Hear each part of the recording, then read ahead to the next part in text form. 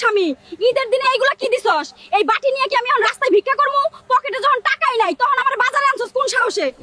রমজান মাস শেষের দিকে গ্রামের বাজারে ঈদের কেনাকাটার ভীষণ ভিড়। দোকানগুলোর সামনে রঙিন কাপড় ঝুলছে, সবাই আনন্দে কেনাকাটা করছে। সেই ভিড়ের মধ্যেই এলো এক গরিব দম্পতি, বানর আর তার বউ। বানর তার সামর্থ্য মতো বউয়ের জন্য কিছু জিনিস কিনল, চুড়ি, ওড়না আর ছোটখাটো দরকারি জিনিস। বউ প্রথমে চুপচাপ ছিল। হঠাৎ তার চোখ পড়ল এক দোকানের খুব সুন্দর আর দামি শাড়ির দিকে। সে বলল, এই শাড়িটা আমার খুব পছন্দ হয়েছে, এটা আমাকে কিনে দাও। বানর লজ্জিত কণ্ঠে বলল, এই শাড়িটার দাম অনেক বেশি, আমার কাছে এত টাকা নেই। কথাটা শুনেই বউ রেগে উঠল। বাজারের ভিড়ের মাঝেই সে জোরে জোরে বলতে লাগলো, তুমি কেমন জামাই, নিজের বউকে একটা শাড়িও কিনে দিতে পারো না? তোমার সাথে আসতে আমার লজ্জা লাগে। দেখো অন্যরা তাদের বউকে কত সুন্দর জিনিস কিনে দিচ্ছে, আর তুমি কিছুই পারো না।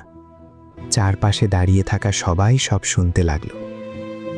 লজ্জা আর অপমানে বানর কিছুই বলতে পারল না। চুপচাপ বাজার থেকে বের হয়ে তারা বাড়ি ফিরে এলো। বাড়িতে এসে বানর এক কোণে বসে পড়ল। তার বুকটা ভারী হয়ে উঠল। সে বলতে লাগলো, আমি তো আমার জীবনের সবটুকু দিয়েছি।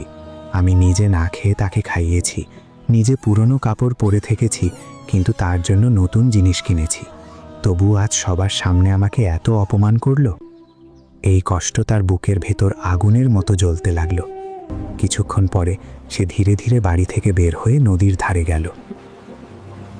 দাঁড়িয়ে নদীর দিকে তাকিয়ে থাকল। তারপর বুক ভরা কষ্ট নিয়ে বলল, আমি হয়তো ভালো জামাই হতে পারিনি। এই কথাটা বলেই সে নদীতে ঝাঁপ দিল। কিছুক্ষণ পরে নদীর জলে ভেসে উঠল তার নিথর দেহ। খবর পেয়ে তার বউ ছুটে এলো। স্বামীর নিথর দেহ দেখে সে কান্নায় ভেঙে পড়ল।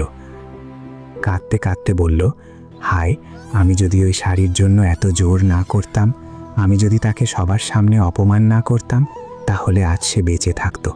সে তো আমাকে তার সবটুকু দিয়েছিল, আর আমি তাকে কষ্টই দিয়েছি।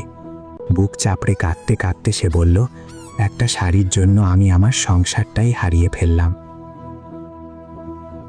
মানুষের ভালোবাসা আর সম্মানের মূল্য কোনো জিনিসের দামে মাপা যায় না। মনে রাখবেন, একটা সম্পর্ক টিকে থাকে সহানুভূতি আর কৃতজ্ঞতায়। যে মানুষটি আপনার জন্য চেষ্টা করছে, তাকে কখনোই অপমান বা চাপ দিয়ে ভেঙে দেবেন না।